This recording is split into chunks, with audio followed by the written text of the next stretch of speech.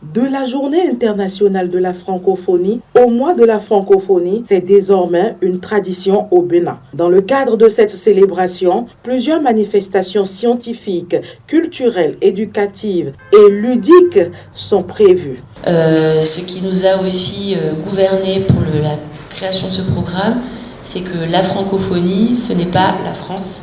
La francophonie, c'est 60% de locuteurs en Afrique qui parlent cette langue-là. C'est une multitude de pays, d'États membres. Et on a souhaité vraiment aussi pouvoir représenter toutes les francophonies possibles, en tout cas de ceux qui se sont manifestés.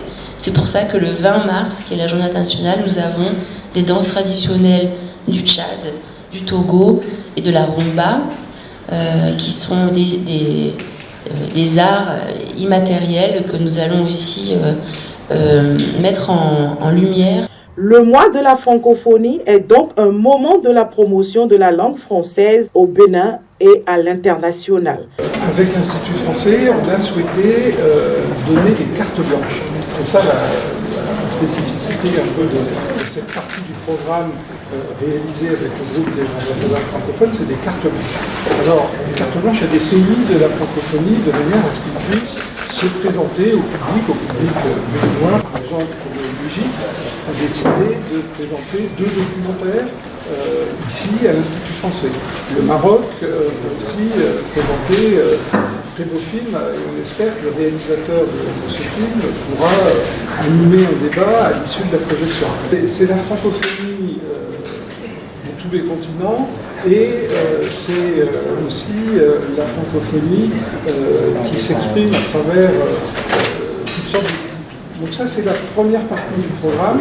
Un agenda bien achalandé qui vient renforcer les liens entre plusieurs pays africains qui ont en partage la langue française à travers le cinéma, la danse, les chansons, les tables rondes, le théâtre, avec un hommage qui sera rendu à Camille Amuro, artiste béninois dont les talents continuent de faire école. Camille fédère autour de lui un certain nombre de générations.